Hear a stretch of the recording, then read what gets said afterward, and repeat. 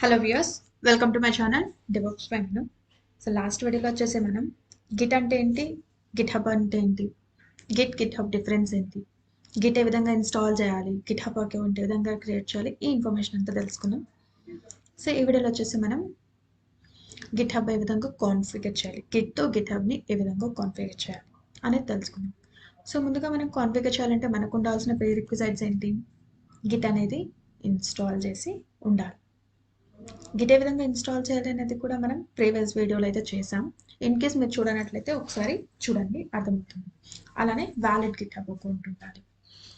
So మీరు ఏదైతే గిట్హబ్కి email ID ఇస్తారో సో ఆ ఈమెయిల్ ఐడి అనేది ఇచ్చి ఇక్కడ మనం కాన్ఫిగర్ అయితే చేయగలం.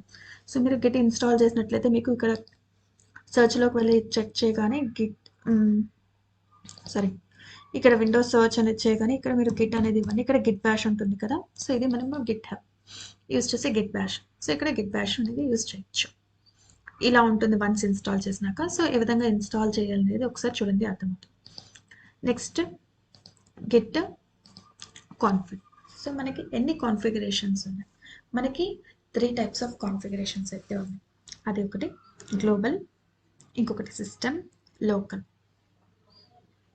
సో వీటిలో మనం ఎక్కువ యూజ్ చేసేది గ్లోబల్ అన్నమాట. సో గ్లోబల్ ఏమంటే ఇది మనకి యూజర్ స్పెసిఫిక్, అంటే మనము ఏదైతే అప్లై చేస్తామో అది యూజర్కి ఏదైతే మనము ఓఎస్ యూజ్ చేస్తామో యూజర్ అంటే ఏమంటే మనకు దీనికి సంబంధించి మనం యూజ్ చేసే కాన్ఫిగరేషన్ ఏమున్నాయో అవన్నీ కూడా మనకి హోమ్ డైరెక్టరీలో సేవ్ అవుతాయి. సో అంటే ఇంకా క్లియర్గా చెప్పాలంటే మనం పర్టికులర్గా ఏదైతే ప్రాజెక్ట్ అనేది చేస్తామో దానికి సంబంధించిన డీటెయిల్స్ అనేవి అన్నీ కూడా ఈ యొక్క గ్లోబల్లోనే సేవ్ అవుతూ ఉంటాయి. నెక్స్ట్ సిస్టమ్ అంటే మనకి అంత నెసెసరీ కాదు. సో ఇదేమంటే మనకి కావాల్సిన అన్ని ఓఎస్కి సంబంధించి అంటే ఏమంటే ఎంటైర్ మెషిన్కి సంబంధించి కాన్ఫిగ్స్ అన్ని కూడా యూజ్ చేయడానికి సిస్టమ్ యూజ్ చేస్తాం.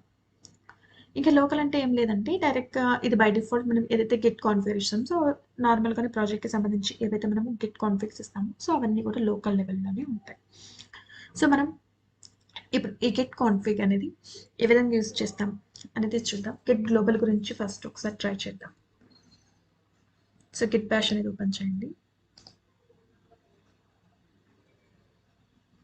సో గిట్ బ్యాష్ ఓపెన్ చేసి Git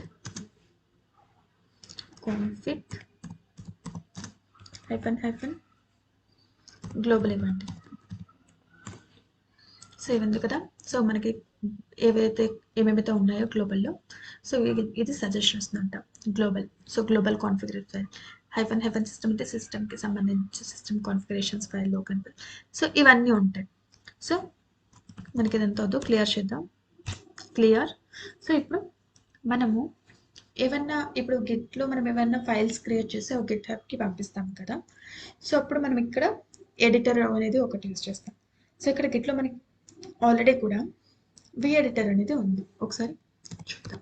Git config -- global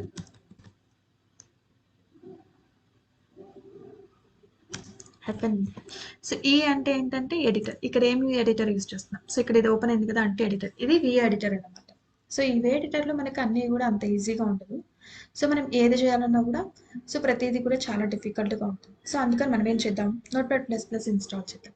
so అప్పుడు notepad++ ఇన్స్టాల్ చేసి దాన్ని మనం కాన్ఫిగర్ చేస్తాం కదా.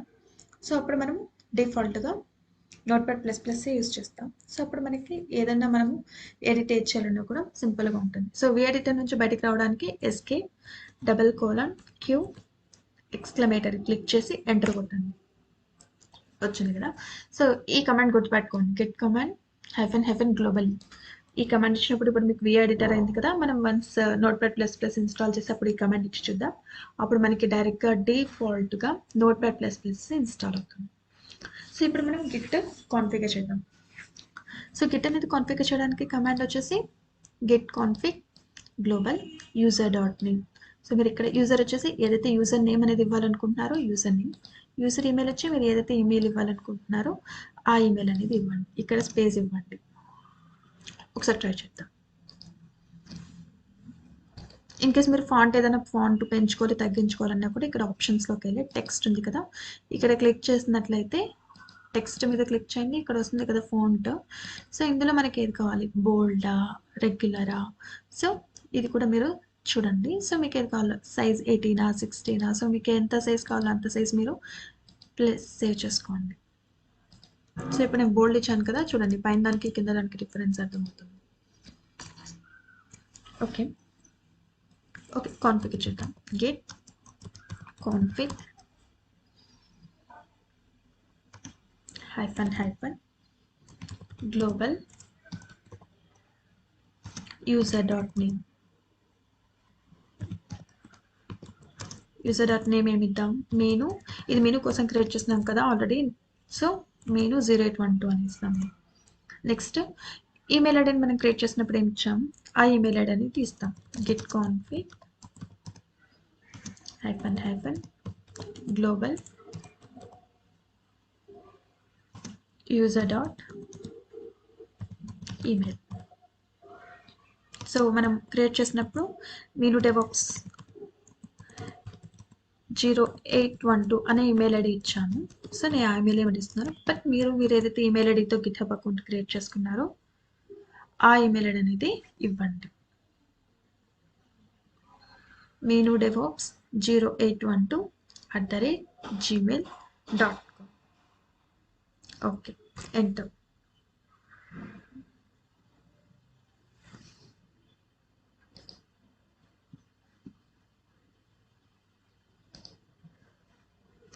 ఓకే మెనూ డెవాప్స్ 0812@gmail.com ఇచ్చాం కదా. ఇప్పుడు మనం ఈవీ ఎడిటర్ ఓపెన్ చేసి చూద్దాం. గిట్ కాన్ఫిగ్ హైఫన్ గ్లోబల్ ఈ కమాండ్ ఇద్దాం ఒకసారి. చూడండి ఇక్కడ యూజర్ క్రియేట్ అయింది కదా, యూజర్ వచ్చేసి నేమ్ ఇచ్చాం menu 0812, email menu DevOps 0812@gmail.com. ఇదే కదా మనం ఇచ్చింది. escape:q. చూడండి ఏదైతే మనం నేమ్ ఇచ్చామో అది క్రియేట్ అయింది. సో ఇలా ప్రతిసారి మనం వి ఎడిటర్ ఓపెన్ చేయడం, ఈ వి ఎడిటర్ ఓపెన్ చేసిన తర్వాత కూడా అందులో మనం ఏదైనా ఎడిట్ చేయాలంటే కొంచెం డిఫికల్ట్ ఫీల్ అవుతున్నారు కదా. సో అందుకు మనం ఏం చేద్దాం, notepad++ అనేది డౌన్లోడ్ చేసి ఇన్స్టాల్ చేసుకొని నెక్స్ట్ ఏమైనా మోడిఫికేషన్స్ చేయాలంటే వి ఎడిటరే యూజ్ చేద్దాం. సో ఇప్పుడు notepad++ అనేది కాన్ఫిగర్ చేస్తాం. సో ఇలా మనం ఇంకా కొన్ని కమాండ్స్ అయితే ఉన్నాయి. గిట్ కాన్ఫిగ్ లిస్ట్ అంటే మన ఏదైతే ఉన్నాయో లిస్ట్ అంతా వస్తుంది. ఒకసారి చూడండి అది కూడా. Git config hyphen so list. So ఇక్కడ లిస్ట్ అంటే సో ఇంతవరకు మనం ఏదైతే చేసామో సో వాటికి సంబంధించిన లిస్ట్ అయితే వస్తుంది. సో ఇది ప్రీవియస్గా చేసినప్పుడు ఇది URLs కానీ GitHub ప్రీవియస్గా నేను చేసిన కమాండ్స్ ఏవైతే ఉన్నాయో ఉన్నాయి. ఇప్పుడు చూడండి ఇందాక ఇచ్చాను కదా యూజర్ డాట్ నేమ్, ఇది ఇచ్చాను కదా. సో ఇది కూడా వచ్చింది. సో అలా మనం ఇంతవరకు ఏదైతే చేసామో లిస్ట్ ఆఫ్ అంతా కాన్ఫిగరేషన్ లిస్ట్. సో ఆ కాన్ఫిగ్ లిస్ట్ అనేది ఇక్కడ వస్తుంది. నెక్స్ట్ ఇంకా ఏమేమి ఉన్నాయి? సో ఇంకా గిట్ హెల్ప్. సో ఇక్కడ హెల్ప్ అని టైప్ చేద్దాం. Git help. సో హెల్ప్ అంటే దేనికి సంబంధించి? కాన్ఫిగ్కి సంబంధించి. సో ఇక్కడ మనకి ఇలా ఇచ్చామనుకోండి. సో బ్రౌజర్ ఓపెన్ అయింది చూడండి. బ్రౌజర్లో ఇక్కడ మనకు వచ్చింది గిట్ కాన్ఫిగ్కి సంబంధించి ఏవైతే ఉన్నాయో commands. Get config edit. So మనం ఎడిట్ చేయడానికి గిట్ కాన్ఫిగ్ కూల్. సో ఇలా మనకి చాలా సజెషన్స్ ఇస్తుంది. సో ఇది మనకి గిట్ కాన్ఫిగ్ హెల్ప్ యొక్క యూస్. నెక్స్ట్ మనం notepad++కి వెళ్ళిపోదాం. ఇంకా సో notepad++ కాన్ఫిగర్ చేయడానికి మనకు ఉండాల్సిన ప్రీ రిక్విజిట్ notepad++ అనేది డౌన్లోడ్ చేసి ఉండాలి. సో వెళ్ళి డౌన్లోడ్ చేద్దాం. notepad++ డౌన్లోడ్ ఎంటర్ చేస్తే ఇక్కడ ఫస్ట్ వచ్చింది కదా డౌన్లోడ్స్. సో ఇందులో హైయెస్ట్ వర్షన్ ఉంది, అదే డౌన్లోడ్ చేద్దాం. 64-bit ఇన్స్టాల్ ఉంది, డౌన్లోడ్ చేద్దాం. సో నేనైతే ఇక్కడ సాఫ్ట్వేర్స్ అని ఒక ఫోల్డర్ క్రియేట్ చేశాను, ఇక్కడ ఇన్స్టాల్ చేస్తాను.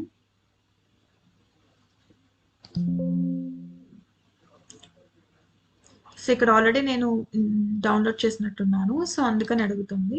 సో ఓకే మళ్ళీ ఒకసారి డౌన్లోడ్ చేస్తాను. వన్స్ డౌన్లోడ్ అయిన తర్వాత ఓపెన్ చేయండి. Yes okay click on next. Okay so ఇక్కడ ఫోల్డర్ పాత్ చూపిస్తుంది. I'm okay with the default path. Click on next. So desktop మీద షార్ట్ కట్ కావాలనుకుంటే ఎనేబుల్ చేసుకోండి, లేదంటే అవసరం లేదు. ఇన్స్టాల్. సో ఇప్పుడు ఇన్స్టాల్ అవుతుంది. So finish. చూడండి ఓపెన్ అయింది. అలానే ఇక్కడ విండోస్ షార్ట్ కట్ కూడా క్రియేట్ అయింది. ఓకే, ఇన్స్టాలేషన్ క్లియర్ అయింది. ఇప్పుడు notepad++ ఓపెన్ చేద్దాం. ఇక్కడ నుంచి notepad++ కమాండ్ నాట్ ఫౌండ్. మనం ఆల్రెడీ ఇన్స్టాల్ చేసాం notepad++, కానీ ఇక్కడ ఏమంటుంది కమాండ్ నాట్ ఫౌండ్ అంటే మనం ఇచ్చిన కమాండ్ అనేది తనకి అర్థం కావట్లేదు. సో మనము అంటే పాత్ అనేది అర్థం కావట్లేదు. సో దీనికి మనం చేస్తాం ఫైల్ ఎక్స్ప్లోరర్ డిస్పీసీ మీద ఇక్కడ క్లిక్ చేసినట్టయితే ప్రాపర్టీస్ ఉంది కదా. సో ఇక్కడ ప్రాపర్టీస్లో అడ్వాన్స్ సిస్టమ్ సెట్టింగ్స్, ఇక్కడ సిస్టమ్ వేరియబుల్స్ ఓపెన్ అయ్యాయి చూడండి. ఎన్విరాన్మెంట్ వేరియబుల్స్, ఇక్కడ పాత్ ఉంది కదా.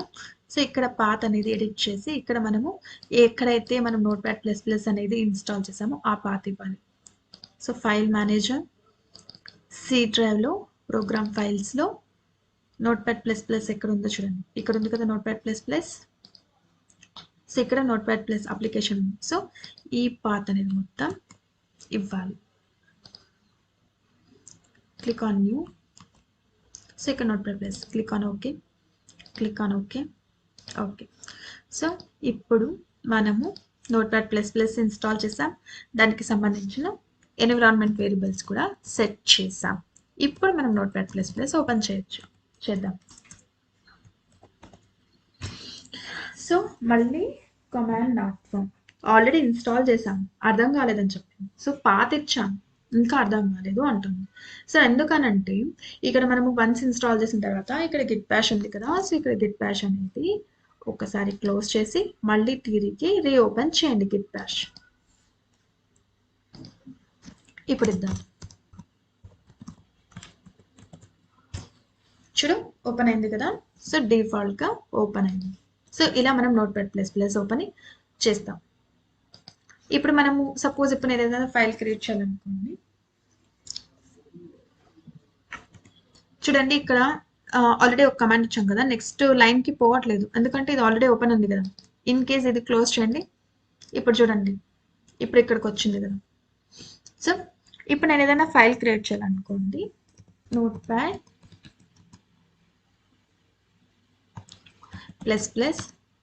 మై ఫైల్ 1 అని ఇచ్చాను అనుకోండి.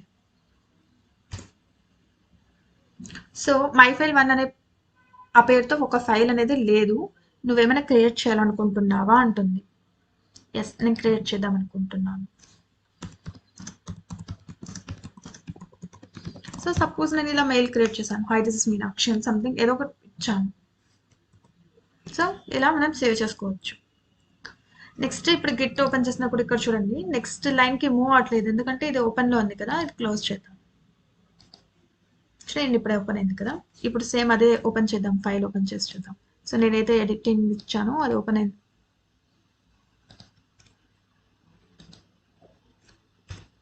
సో ఇక్కడ చూడండి హై దిస్ ఇస్ మీనాక్షి అలానే సేవ్ అయింది. సో ఇలా notepad++ ఇలా మీరు ఏదైతే ఫైల్స్ అనేది క్రియేట్ చేయాలనుకుంటున్నారో సో ఇక్కడ నుంచి మీరు డైరెక్ట్గా అయినా కూడా క్రియేట్ చేయొచ్చు. సో ఇదే అండి మనం notepad++ ఏ విధంగా కాన్ఫిగర్ చేసుకోవాలని. సో ఈ విధంగా మీరు notepad++ కాన్ఫిగర్ చేసుకోవచ్చు. ఏదైనా ఫైల్స్ అనేది క్రియేట్ చేయాలన్నా కూడా డైరెక్ట్గా notepad++లోనే మీరు చేసుకోవచ్చు. సో ఇది మనం నెక్స్ట్ ఏదైనా ఎడిటింగ్స్ ఏదైనా చేయాలన్నా కూడా డైరెక్ట్గా మనం notepad++లోనే ఎడిట్ చేద్దాం. సో మనకి దాన్ని బట్టి ఈజీగా అర్థమవుతుంది. సో అప్కమింగ్ వీడియోస్లో మనము బేసిక్ గిట్ కమాండ్స్ అనేటివన్నీ కూడా ట్రై చేద్దాం. లైక్ ఏదైనా git pull, git push, git merge. So ఈ కమాండ్స్ అన్ని మనం ట్రై చేద్దాం. Okay, thank you. Thanks for valuable time. Please comment, do subscribe. Thank you.